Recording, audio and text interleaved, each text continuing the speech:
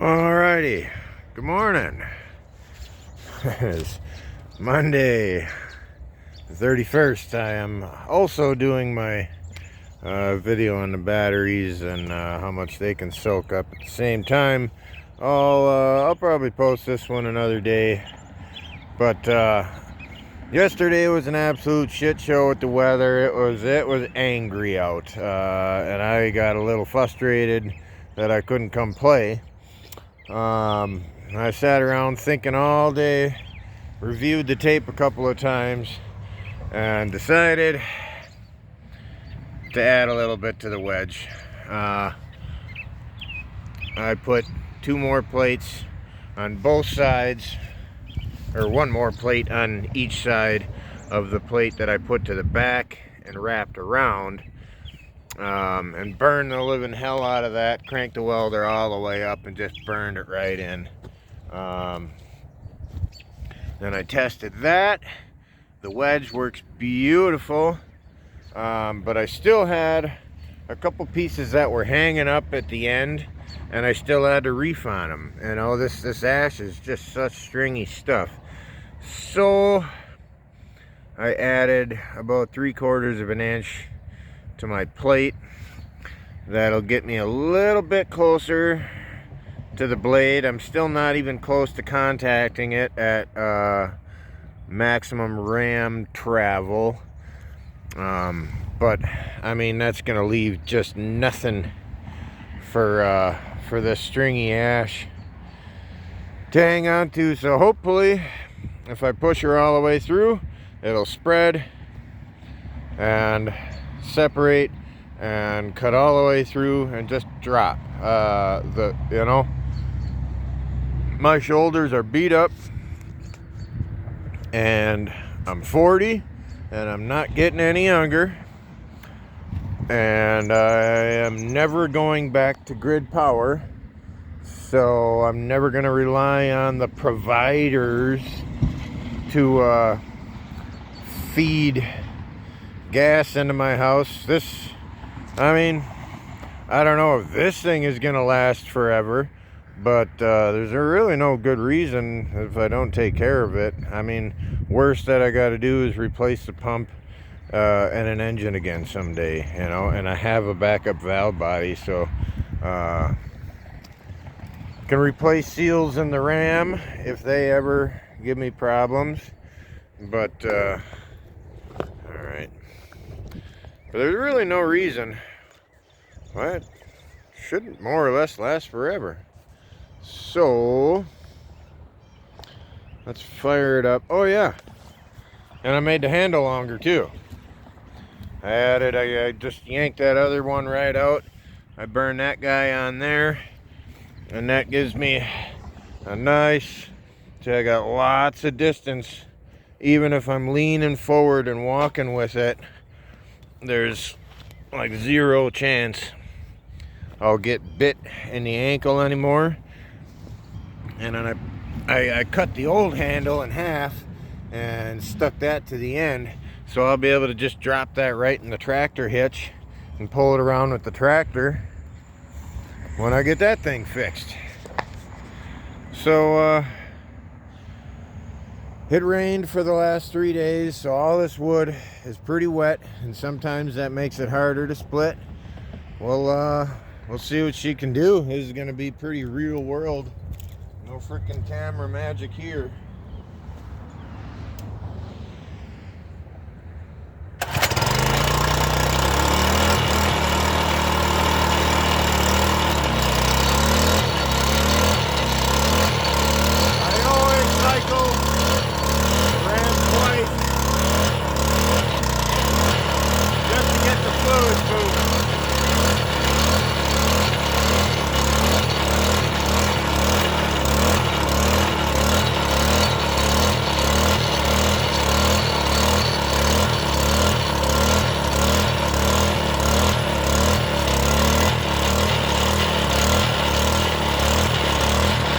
Show you that real quick. That's how close the plate is now. So there's still a good inch between the plate and the blade. Absolutely no chance of contact.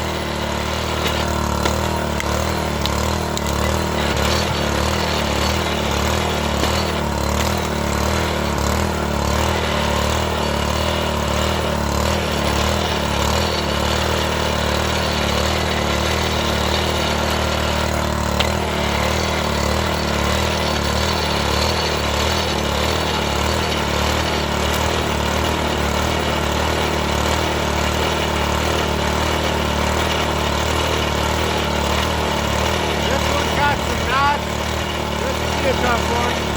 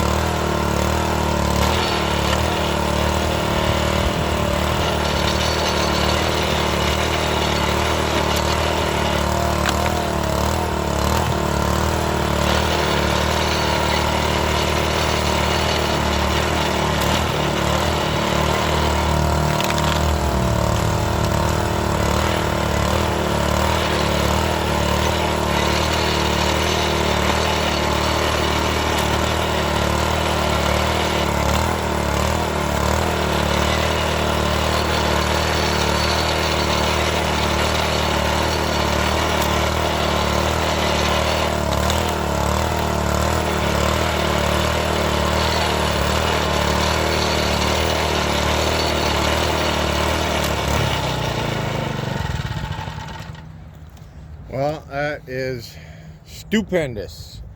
That's the easiest splitting I've ever done with this thing. I've never made that much wood that fast with next to no effort on my part other than working the lever, putting the wood on. I'm sure you saw I kept on going to reef on it, and that's just out of habit. All I had to do is let the ram travel a few more inches, and 90% of these just fell all by themselves. So freaking awesome. Well, there you have it. You don't have to spend $2 grand on a damn splitter. This was 500 bucks. The display model.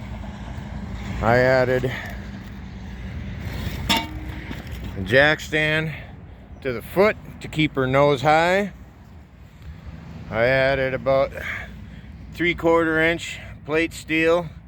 Just burned it in real good on both sides to the ram pad, and then the wings. There's a whole nother video on how I did the back, but that's good and strong. Cranked the welder all the way up and just burned it in. I left them long in case it was too much and the ram didn't like it, you know, and I could have nipped them off, but she did just fine. That was absolutely beautiful.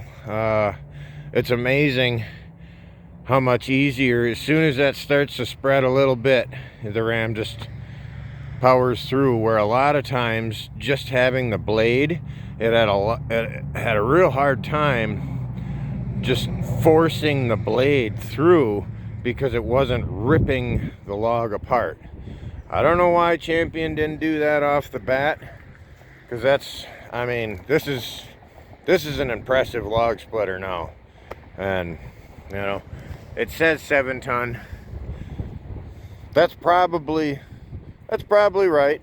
Like I said, it does have the upgraded pump on it, but that's only off of the newer model of this same thing, which is the same everything else, but they put a little bit bigger pump on it. It does have a gas. I mean, it looks the same side by side, but the part numbers were, I think, 2 numbers off or something like that. I looked it up, and that is the newer model, which they call a 9 ton. Everything else is the same. I had people ask about, well, where's the hitch point? Right there. It is a hitch. The whole thing is a hitch. So if I want this to come with me, this just slides onto the truck receiver, and it puts it right up here at working height, and then I can fill the truck. I also modified, I got a small utility trailer, probably I think it's a 5x6, 5x6 or 5x8, something like that. 5x7, that's what it is.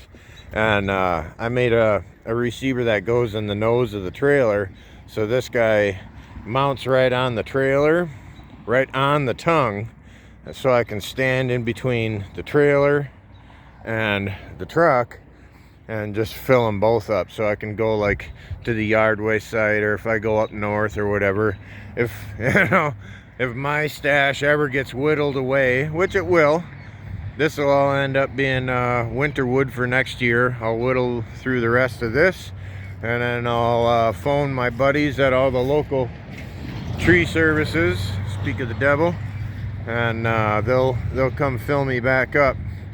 So when I get all this cleared out, I'll give them the green light, and they'll just, I mean, 3 years ago they had this whole area like out to here heaped, and I've just been whittling away at it. I've been accused of deforestation, a lifetime of deforestation. Yeah, that's your plan, good idea. No, dude. Storms happen, trees die, and if the city doesn't cut them down, somebody will pay the tree services to cut them down. They have to go somewhere with that.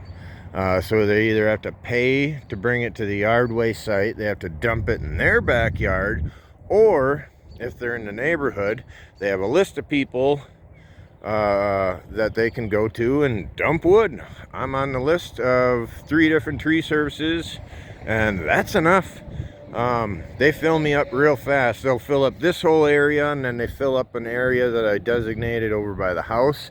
And literally, if I could give them guys the green light in 1 month, I'll have 3 more years worth of wood that I can just whittle away at. Like over here, I got some real good hardwood there, and the rest of that's all ash. There's 1 piece of birch that's starting to rot, so that'll probably just end up bonfire wood. But this is all good stuff. Everything back there, that's a compost pile that's already rotten. So the softwood that sits too long, that just ends up going back there, and whatever, the critters and the birds can pick at that. But awesome. Thanks for watching. I am stoked about this thing now. Like, this is gonna make wood processing so much easier. And excuse me, I burped there. Yeah, huge upgrade. Save your money, be smart, man. Use a little bit of redneck ingenuity. All these upgrades were free. So, you know, you might just have to put a little bit of darn work into it. If you spend $2,000 on a big massive splitter, it's still not gonna pick them up and do, you know, all the work for you. You know? So anyways, thanks for watching. God bless you.